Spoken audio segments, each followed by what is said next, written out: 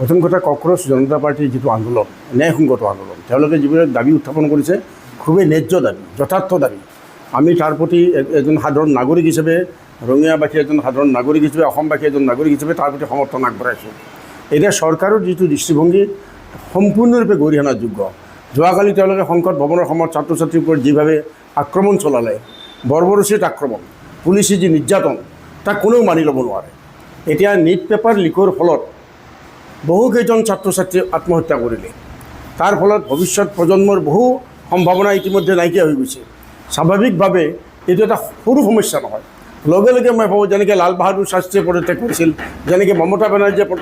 পদত্যাগ কৰিছে যেনেকৈ জাপানৰ প্ৰধানমন্ত্ৰীয়ে পদত্যাগ কৰে যেনেকৈ আপোনাৰ ব্ৰিটিছ পাৰ্লামেণ্টৰ যিসকল নেতা প্ৰধানমন্ত্ৰী তেওঁলোকে পদত্যাগ কৰে বিভিন্ন ইছ্যুত ঠিক তেনেকৈ ধৰ্মেন্দ্ৰ প্ৰধানে পদত্যাগ কৰিব লাগিছিল তেওঁ পদত্যাগ নকৰে তেওঁ আকৰগোচ তেওঁ ক্ষমতা বুজি পায় দুচকীয়া বাহন আৰু পেট্ৰলৰ আকাশলংঘী মূল্য বৃদ্ধিয়ে জলাকলা খুৱাইছে নেকি আপোনাক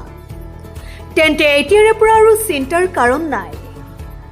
দুচকীয়া বাহনৰ মূল্যতকৈ 50% কম মূল্যত অথবা ছেকেণ্ড হেণ্ড দুচকীয়া বাহনৰ মূল্যত লাভ কৰিব জাপানৰ অত্যাধুনিক প্ৰযুক্তিৰে ভাৰতত নিৰ্মিত দুচকীয়া বাহন শব্দ প্ৰদূষণ আৰু বায়ু প্ৰদূষণমুক্ত কমাকি কোম্পানীয়ে লৈ আহিছে দুচকীয়া বাইক আৰু স্কুটি চাৰ্জিঙৰ বাবদ মাত্ৰ 10 টকা খৰচ কৰি আপুনি 55 কিলোমিটাৰৰ পৰা 322 কিলোমিটাৰ পৰ্যন্ত যাত্ৰা কৰিব পাৰিব লিথিয়াম বেটাৰী আৰু অধিক শক্তিশালী মটৰৰ সৈতে 3 বছৰৰ ৱাৰেণ্টি লাভ কৰিব কমাকি ব্ৰেণ্ডৰ বাইক আৰু স্কুটি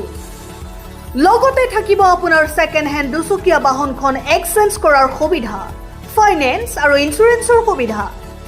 ইয়াৰ উপৰিও গ্ৰাহকৰ বাবে আছে আকৰ্ষণীয় উপহাৰ তেন্তে পলম নকৰি আজিয়ে যোগাযোগ কৰক সুমিত মটৰ্ছৰ লগত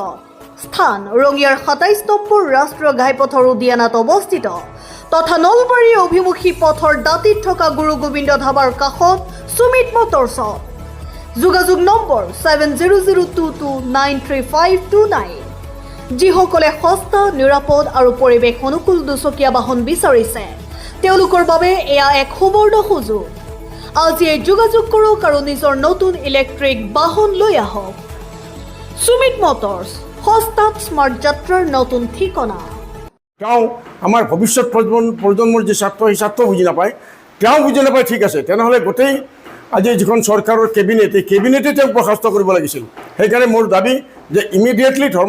ধৰ্মেন্দ্ৰ প্ৰধানক বৰ্খাস্ত কৰা উচিত কাৰণ তেওঁ নিজে কেতিয়াও পদত্যাগ নকৰে এতিয়া আমি আচৰিত পাইছোঁ এই কথাটো যে ব্ৰিটিছ ভাৰততো যেতিয়া আনকি মহাত্মা গান্ধীয়েও অনশন কৰিছিল আন্দোলন কৰিছিল তেতিয়াও তেওঁলোকে মান্যতা দিছিল আলোচনা বিলোচনা কৰিছিল আৰু তেনেভাৱে এটা সময়ত ভাৰতবৰ্ষত স্বাধীনতা আহিছিল আৰু আজি আমি দেখা পাইছোঁ যে আমাৰ গণতান্ত্ৰিকভাৱে নিৰ্বাচিত চৰকাৰ এখনে আমাৰ সাধাৰণ ৰাইজৰ যি ওজৰ আপত্তি তেওঁ শুনাৰ কাৰণে প্ৰস্তুত নহয় সোণাম ৱাংচুক এজন প্ৰসিদ্ধ বিজ্ঞানী তেওঁ দীৰ্ঘদিন ধৰি অনশনত থাকিল তেওঁৰ স্বাস্থ্য গুৰুতৰভাৱে অৱনতি হৈছে তেওঁক যিভাৱে টানি চুচৰাই লৈ যোৱা হ'ল সফদৰজং হস্পিটেললৈকে তেওঁলোকে দাবী কৰিছে যে আমি আমাৰ পচন্দৰ হস্পিটেলত থাকিম তেওঁলোকে দাবী কৰিছে আন্দোলনকাৰীবিলাকে যে তেওঁক এটা ভিডিঅ' যোগে তেওঁ যাতে ৰাইজলৈ এটা আবেদন জনাব পাৰে যে শান্তি শৃংখলা অটুট ৰাখি যাতে অহিংস আন্দোলন কৰে সেই কামটো পৰ্যন্ত কৰিব দিয়া হোৱা নাই গতিকে সোণাম ৱাংচুক অবিলম্বে মুক্ত কৰি দিয়া উচিত তেওঁৰ স্বাস্থ্যৰ যত্ন লওক তেওঁ যাতে আমাৰ মাজৰ পৰা হেৰাই নাযায় তাৰ কাৰণে কেন্দ্ৰীয় চৰকাৰৰ দায়িত্ব আছে তেওঁৰ যদি মৃত্যু হয় কেন্দ্ৰীয় চৰকাৰ দায়ী হ'ব তাৰ কাৰণে গতিকে স্বাভাৱিকভাৱে সেই কাম নকৰি আজি তেওঁক বন্দী কৰি ৰাখিছে তেওঁক মোকলাই দিয়া উচিত লগে লগে আজি আন্দোলনকাৰীবিলাকে যিটো দাবী কৰিছে যে ধৰ্মেন্দ্ৰ প্ৰধানৰ পদত্যাগ যদি নকৰে অন্যথাই তেওঁক বৰ্খাস্ত কৰা উচিত আৰু লগে লগে যিসকল আজি মৃত্যুমুখত পৰিল যিসকলে আত্মহত্যা নিচিনা পথ বাছি ল'বলগীয়া হ'ল নিজৰ ছাত্ৰ ছাত্ৰী তেওঁলোকক আজি 1 কোটিকৈ টকা ক্ষতিপূৰণ দাবী মইতো ভাবোঁ এইটো সমগ্ৰ ভাৰতবাসী ৰাইজৰ মংগলৰ স্বাৰ্থতে এই দাবী আমি সমৰ্থন জনাইছোঁ লগে লগে এই কথা মই ক'ম যে যদি চৰকাৰে এনেভাৱে দমনমূলক নীতি চলাই থাকে তেতিয়াহ'লে ভাৰতবৰ্ষৰ মানুহে তাক বৰদাস্ত নকৰে কাৰণ গণতান্ত্ৰিক এখন দেশত গণতান্ত্ৰিক ৰাইজৰ যি প্ৰতিবাদ তাক মান্যতা দিয়া উচিত এতিয়া আমি দেখা পাইছোঁ যে দেশে বিদেশে ঘূৰি ফুৰা প্ৰধানমন্ত্ৰীয়ে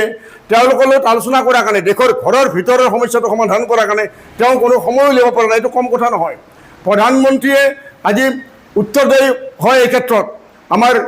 গৃহমন্ত্ৰী উত্তৰদায়ী আমাৰ শিক্ষামন্ত্ৰী উত্তৰদায়ী শিক্ষামন্ত্ৰীয়েতো নিজে নিজে পদত্যাগ কৰা উচিত গতিকে স্বাভাৱিকভাৱে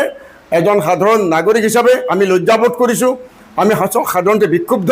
আৰু ইয়াৰ অৱসান বিচাৰিছোঁ আৰু কক্ৰোচ জনতা পাৰ্টীৰ আন্দোলন আৰু চোৰাং মঞ্চৰ অনশনৰ প্ৰতি সংহতি জ্ঞাপন কৰাৰ লগে লগে তেওঁলোকৰ প্ৰতি মান্যতা দি আলোচনাৰ মাজেদি যাতে সমস্যা সমাধান কৰে তাৰ দাবী জনাইছোঁ।